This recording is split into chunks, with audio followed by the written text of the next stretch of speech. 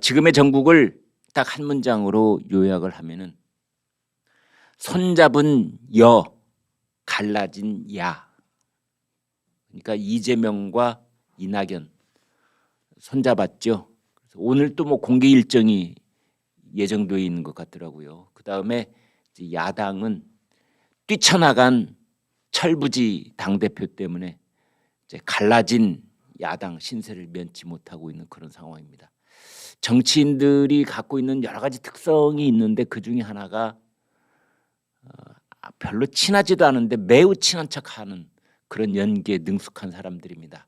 이재명, 이낙연 제가 봤을 때는 글쎄요, 둘이 같이 있고 싶은 시간 별로 없을, 같이 있고 싶지 않을 겁니다. 그런데 같이 또 손잡고 다니는 이제 그걸 합니다.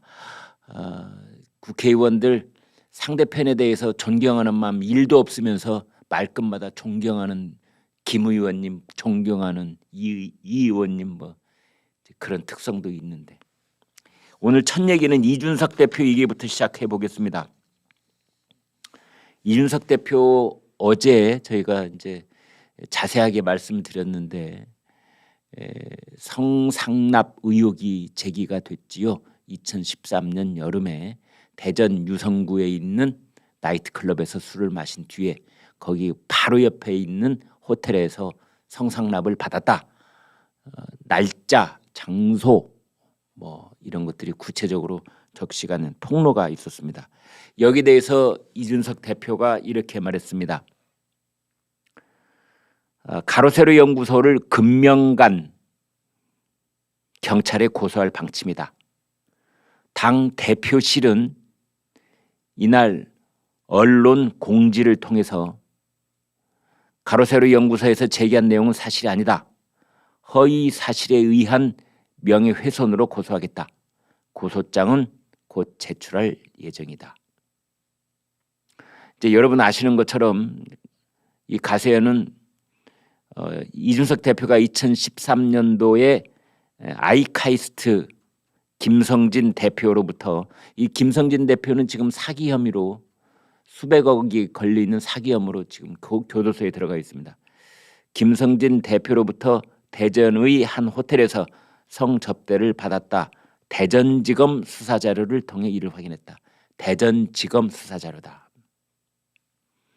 네, 이준석 대표는 페이스북에 말 그대로 저와 관계가 없는 사기 사건에 대한 피의자 진술을 바탕으로 저에 대한 공격을 한 것입니다.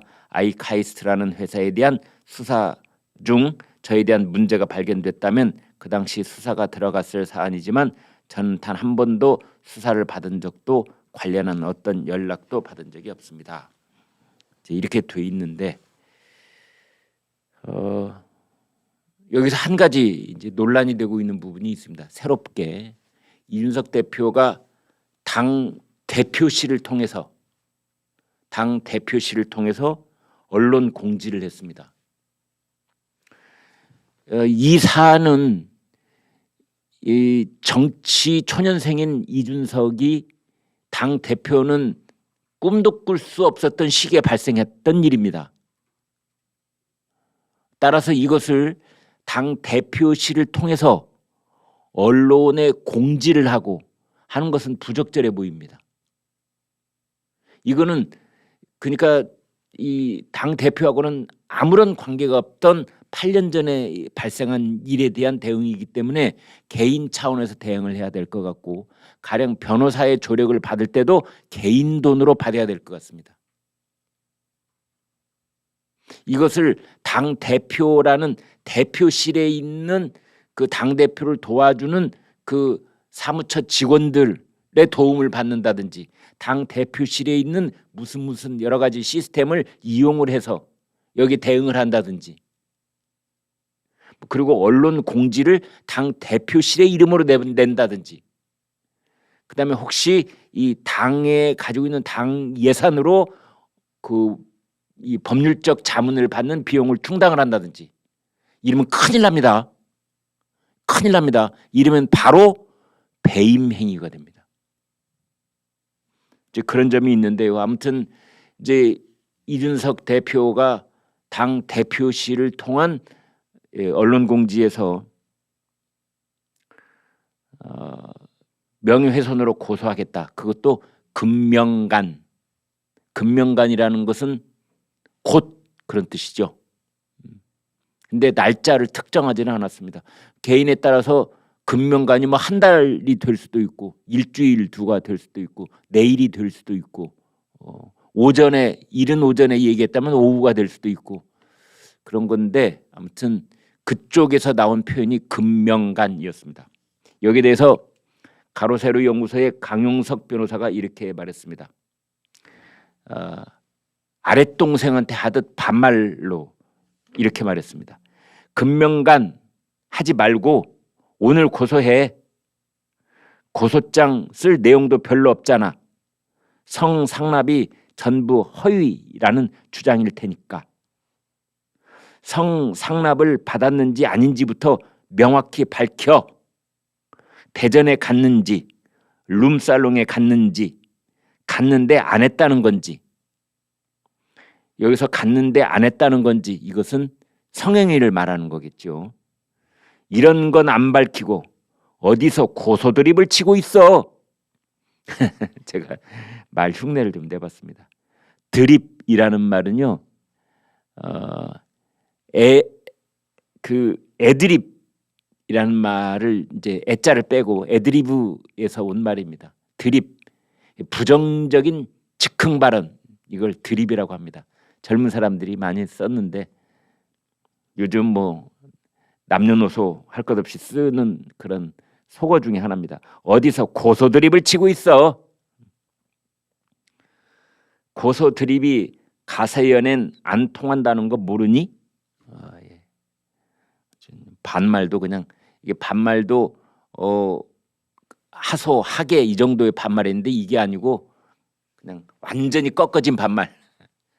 이러니 저러니 이렇게 니자로 끝나는. 가세연에는 안 통한다는 거 모르니? 너 좋아하는 거 뭐 좀 걸어봐. 대표직만 거는 것은 약하니까 정계 은퇴까지 걸어라. 그런 얘기까지 했습니다. 그리고 반드시 정보통신망법상 허위사실 적시에 의한 명예훼손죄 혐의로 고소해야 한다. 정보통신망법을 근거로 해서 나를 고소해라.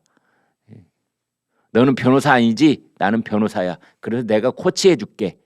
이렇게 나를 고소해. 그래야 허위가 아니라 진실로 밝혀졌을 때 네가 무고죄가 되거든. 준석이가 가세연을 고소하면 가세연은 준석이를 특가법, 즉 특정범죄 가중처벌 등에 관한 법률상 알선수재죄로 고소해 줄게. 알선수재라는 것은 뭔가 다리를 놓아주고 재물상의 이득을 얻었다 그런 뜻이거든요. 그러면 뭘 다리를 놓아줬느냐? 이렇게 지금 성상납 의혹이 제기되고 있는 그때가 8월이었습니다. 근데 11월 달에 박근혜 대통령이 바로 이 성상납을 했다는 아이카이스트에 가서 인터넷 교육 시스템의 시연을 참석을 합니다. 그러면 아이카이스트 입장에서는 엄청난 호재를 만나는 거지요. 대통령이 와서 직접 그 시연을 참관을 했으니 얼마나 좋은 호재입니까? 두 사람이 같이 있는 사진도 찍었거든요. 그렇다면 알선을 한 게 맞다. 그리고 재물을 얻었다. 재물은 술 얻어먹고 성상납 받고 이게 다 수재가 되는 겁니다. 그래서 알선수재죄로 너를 고소해 주마. 이제 그런 얘기가 오고 갔습니다. 어제도 말씀드렸지만 여기서 또 하나의 핵심 사안은 강용석 변호사는 이것을 어떻게 알게 됐을까? 제가 더 말씀드렸다시피 이것은 육하 원칙에 따라서 또박또박 떨어지는 그런 팩트가 적시되어 있습니다. 그것도 몇 차례에 걸친 것들이 다 일목요연하게 한 군데 모여 있습니다. 이것은 검찰의 피의자 신문조사 아니면 진술조사가 아니라면 도저히 얻어질 수 없는 그러한 정보 이렇게 볼 수가 있습니다. 이준석 이 강용석 변호사가 그렇게 말을 했어요. 대전지검 자료다. 수사 자료다. 여기에 대해서 여러 가지 음모론이 있는데요. 국민의힘 하태경 의원이 이렇게 말했습니다. 민주당이 배후에 있는 것 아니냐라는 의심이 든다. 라디오에 나와서 그렇게 말을 했습니다. 이제 보수 유튜버들이 이준석을 계속 공격하고 있다. 이거 어떻게 보느냐? 이렇게 묻자 하태경 의원이 대답을 합니다. 충돌이 격해지고 있는 것은 맞다. 가세연의 경우 검찰 수사 자료가 어떻게 통으로 빠져나오는지 의문이 있다. 배후에 공작 정치가 있는 거 아니냐라는 생각이다. 민주당의 배후에 있는 거 아니냐는 의심이 든다. 그렇게 얘기를 했어요. 가세연에서는 민주당도 이 해당 내용을 다 알고 있다라는 취지로 이제 얘기를 했는데 그것에 대해서도 하태경 의원은 이렇게 말했습니다. 이 자료를 준 쪽이 민주당과 연결돼 있지 않겠습니까? 이준석 대표를 죽이는 게 결국 누구한테 도움이 되겠습니까? 민주당에 도움되는 거 아닙니까? 이번 충돌로 가장 이득을 보는 건 민주당입니다. 이 사건은 공작 정치를 의심해 봐야 합니다. 그러니까 하태경 의원은 가로세로 연구소가 이 검찰 진술 조서의 자료를 얻게 된 것이 그 배후에 민주당이 있고 민주당이 지금 공작 정치를 하는 것이다. 이렇게 말을 해버렸습니다. 그러자 이제 그 라디오 진행자가 이렇게 묻습니다. 아니 제가 듣기로 민주당 의원들은 윤석열 대선 후보가 검찰 출신이니까 그 밑에 사람들이 자료를 줬을 거라는 의혹을 얘기합니다.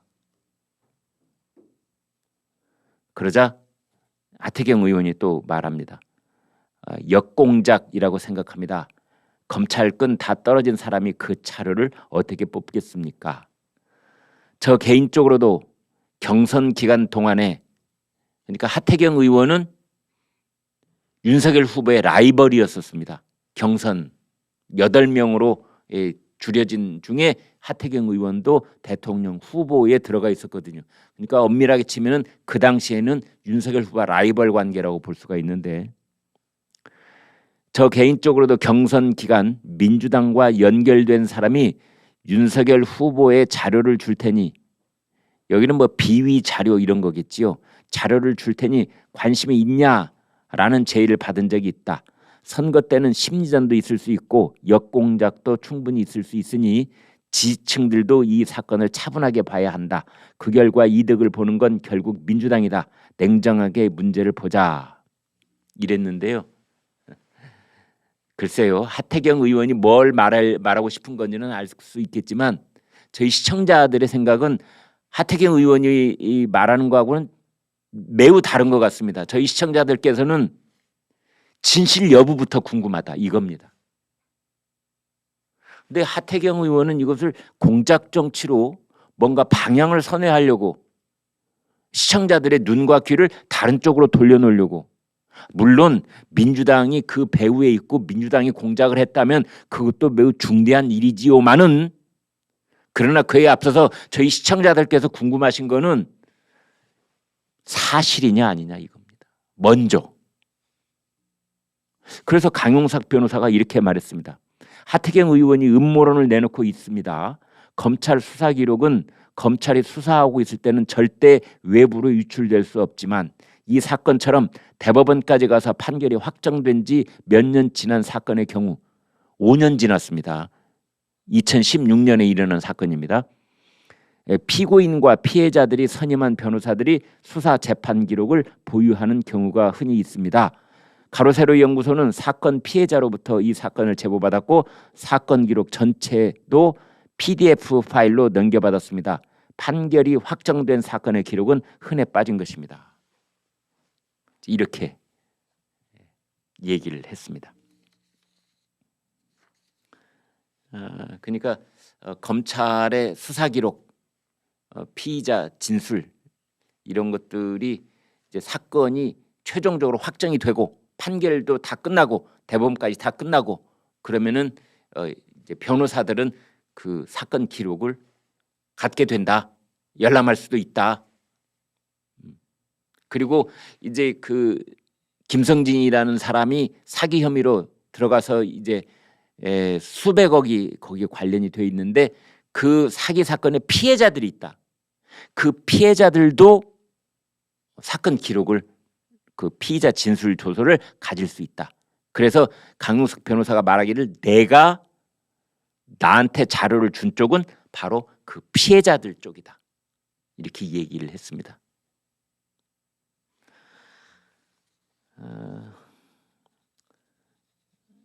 김영환 전 의원은 이준석 대표를 아주 강하게 비판을 하면서 심지어 썩은 고름을 짜내자 이런 표현까지 썼더군요. 근데 여기서 참 희한한 사실이 하나 있습니다, 여러분. 참 희한한 사실이 하나 있습니다. 이게 뭔지 아십니까? 그것은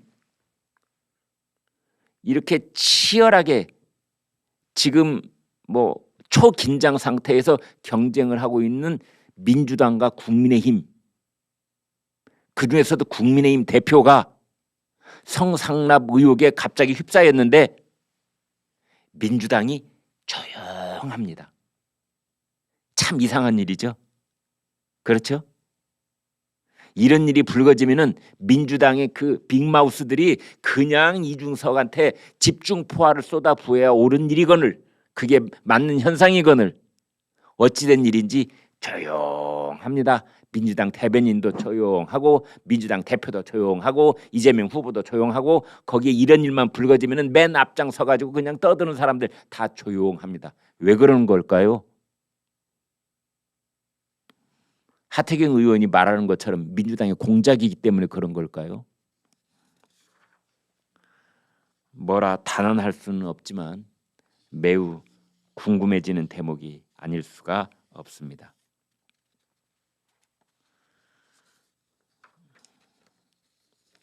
지금 오늘 몇몇 신문을 보면은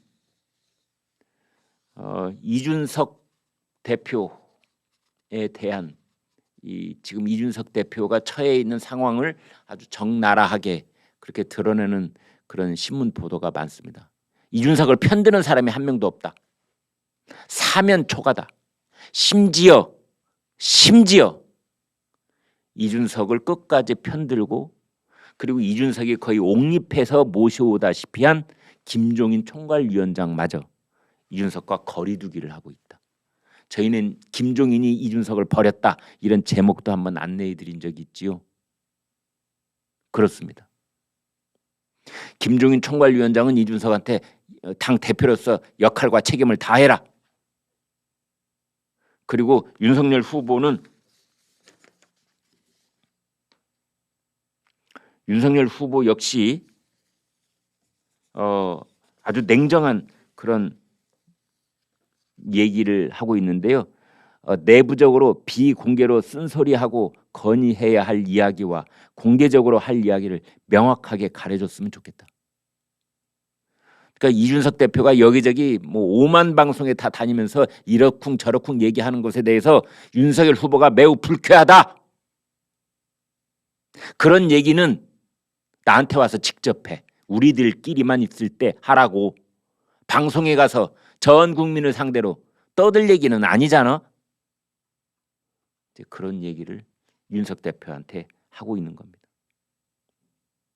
김종인 총괄위원장도 그렇고 뭐 초선 의원들은요 지금 공개 사퇴까지 거론하고 있습니다.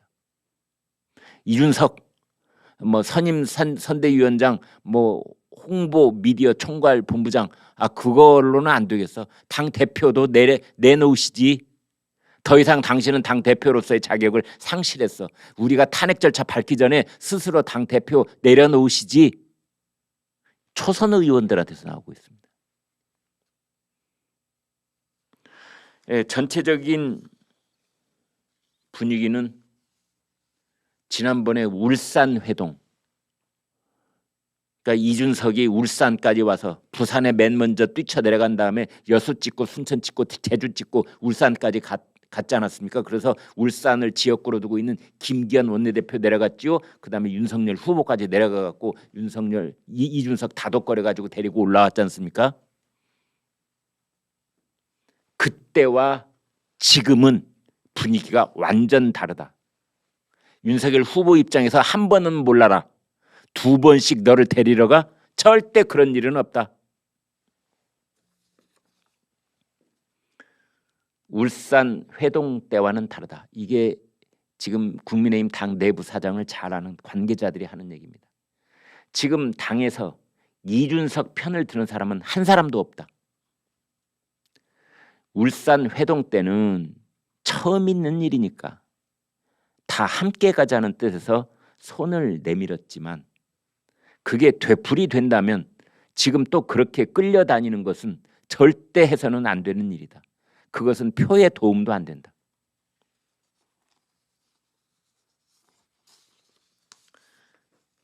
지금 이준석 대표는 윤석열 후보가 직접 다시 선대위로 좀 돌아오시지요, 이렇게 돌아오지라고 연락을 해오면 돌아가겠다라는 데까지 이제 넌지시 의사를 전달하고 있는데, 윤석열 후보는 모르겠습니다. 오후에는 또 어떤 상황 변화가 있을지 모르지만 지금 이 시간 현재까지는 택도 없는 소리 말어. 네 버리장머리 이번 기회 아니면 내가 언제 고치랴. 그런 뉘앙스도 살짝 들어가 있는 것 같습니다. 그래서 뭐 여러 가지 사안이 있는데 그런 와중에 윤석열 후보의 지지율은 어쩔 수 없습니다. 갈라진 국민의힘, 미우나 고우나 당 대표인데 그 당 대표가 문소리를 꽝 대고 뛰쳐나갔으니 국민 눈에 곱게 보이겠습니까? 그것이 윤석열 후보의 지지율에 나타나는 겁니다.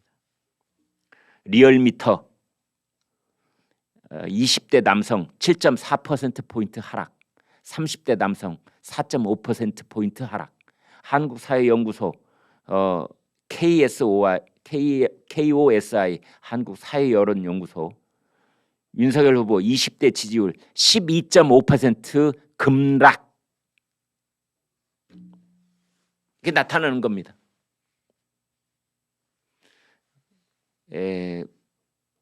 윤석열 후보를 지지했던 그 지지율이 상당 부분 안철수 후보한테 가고 있습니다. 그래서 안철수 후보는 지지율이 20대 남성에게서는 5.7%포인트, 30대 남성에서는 2%포인트, 그리고 이 KOSI 여론조사에서는 20대에서 무려 11.3%포인트가 급등하고 있습니다. 그러니까 어떤 사람이 지지율을 잃어버린다고 해서 그게 다른 후보에게 고스란히 가는 일이 어떻게 보면 참 드물거든요. 반사이익이 고스란히 뭐 여당 쪽에서 잃어버린 지지율이 야당으로 간다든지 이런 일이 흔하지는 않습니다. 근데 이번에는 정말 매우 유의미하게 윤석열 후보의 지지 의사를 밝혔던 20대, 30대 뭐 남성 유권자들도 그렇고 여성들도 그렇고 그 거둬들인 마음이 안철수 후보한테 가고 있다는 게 수치상으로 드러나고 있습니다. 네, 이번에는 이재명 후보와 윤석열 후보의 최대 현안에 대해서 말씀을 드려보겠습니다. 그것은 TV 토론입니다. TV 토론. 지금 이재명 후보는 가는 곳마다 TV 토론합시다. 내가 TV 토론 하자는데 왜 그걸 거부합니까? 거부하는 그게 쫄려서 그러는 겁니까? 쫄았습니까? 뭐 이런 식의 얘기를 뭐 가는 사람들 앞에 마이크만 붙잡으면 그렇게 얘기를 하고 있는데, 여기에 대해서 윤석열 후보가 단호하게 거절을 했습니다. 윤석열 후보가 이렇게 말했습니다. 지금 과연 민주당 후보가 국가의 비전을 놓고 수도 없이 토론할 입장이나 됩니까? 중범죄가 확정적인 다른 변명의 여지가 없는 이런 후보와 국민들 앞에서 정해진 정도의 토론이 아닌 토론을 하는 것은 받아들이기 어렵습니다. 정해진 정도라는 것은요, 관련 법에 따라서 3번 하게 돼 있거든요. 그 정해진 정도를 넘어서서 토론을 하는 것은 받아들이기 어렵습니다. 자신의 비리와 매일 바뀌는 정책을 물타기 하려는 정치 공세적 토론 제의를 받아들인다는 건 야당 후보로서 취하기 어려운 태도입니다. 그러니까 이 윤석열 후보는 어제 이 방송회관에서 방송기자클럽 초청 토론에서 이렇게 말을 했는데요. 이재명 후보를 한마디로 규정을 한 겁니다. 중범죄가 확정적인 사람이다. 그런 사람과 토론을 하면 물타기밖에 안 됐다. 그런 사람은, 그리고 그 사람은 아침에 발표했던 정책이 오후에 바뀌고 어제 발표했던 게 오늘 바뀌고 이렇게 왔다리 갔다리 하는 사람이 내 발목을 붙잡고 물타기를 하려는 것이다. 그래서 나는 그 사람하고 토론할 수가 없다. 이재명 후보는 이렇게 계속 말을 하고 있습니다. 국민들이 보시고 판단할 수 있도록 주 1회 정책 토론을 합시다. 앞으로 대선 때까지 8주, 9주쯤 남았거든요. 9주쯤 남았습니다. 주 1회 9번 하자. 지난번 대선 때는 이 다자간 후보 TV 토론 6번 있었습니다. 거기에 플러스 3 해서 9번쯤 하자. 이렇게 이제 이재명 후보는 TV 토론을 계속 이제 꺼내들고 있습니다. 11시 김광일 쇼는 이렇게 봅니다. 이재명 후보 쪽에서는 지금 꼭 윤석열 후보와 TV 토론을 하고 싶다 그 자체보다는 이재명 후보 쪽은 TV 토론을 핑계 삼아서 공격을 하고 싶은 겁니다. 나는 공격수, 나는 공세. 그리고 윤석열 후보는 싫어. 이런 수세, 수비. 이 프레임을 만들고 싶은 겁니다. 그래서 가는 곳마다 TV 토론하자고 지금 거의 떼를 쓰듯 하고 있는 이유가 프레임을 만들기 위한 것. 공세 그리고 수세. 윤석열 후보는 수세에 몰려 있는 사람. 나는 공세를 펴고 있는 사람. 이 구도를 만들려고 하는 겁니다. 거기에는 국민들한테 암암리에 이런 히든 메시지가 전달되고 있습니다. 나는 유능한 사람, 나는 말 잘하는 사람, 나는 준비되어 있는 사람. 이런 눈에 보이지 않는 심리적인 메시지를 유권자들한테 전달하고 있는 겁니다. 반면에 윤석열 후보한테는 이런 프레임을 더 씌우고 있는데요. 윤석열 후보는 어딘가 숨는 사람, 무능한 사람, 실수가 계속되는 사람. 이재명 후보는 사실은 TV 토론에 관심 없는지도 모릅니다.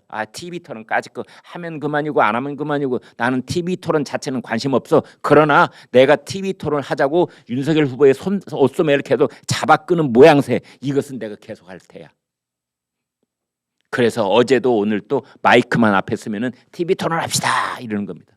왜? 그런 프레임을 유지하면서 나는 유능한 사람, 윤석열 후보는 실수가 잦은 사람, 이 프레임을 강력하게 밀고 나갈 생각이거든요. 그런데 이재명 후보가 모르는 게 하나 있습니다. 국민들께서는요, TV 토론과 관련해서 공세적인 태도를 취하는 사람은 별로 좋아하지 않습니다.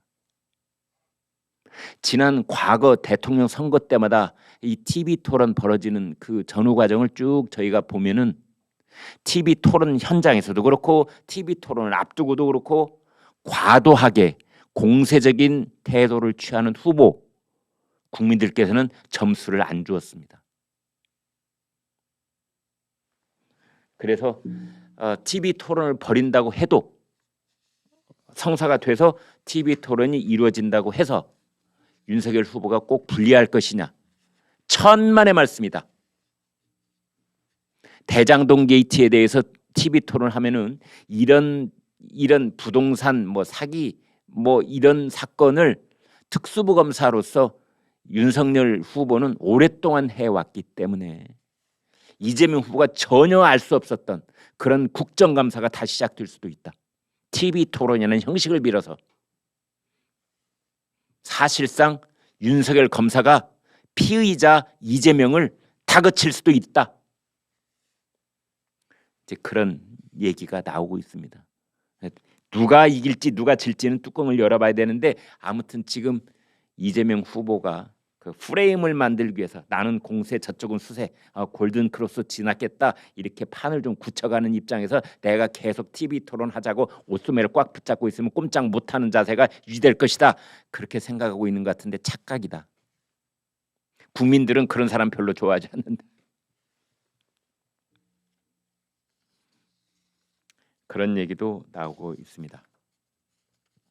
네, 여러분 오늘 방송 어떻게 보셨습니까? 구독, 좋아요, 공유 눌러주셔서 여러분의 마음을 보여주십시오. 여러분의 마음을 보는 순간 저희는 엄청난 힘을 얻습니다. 고맙습니다.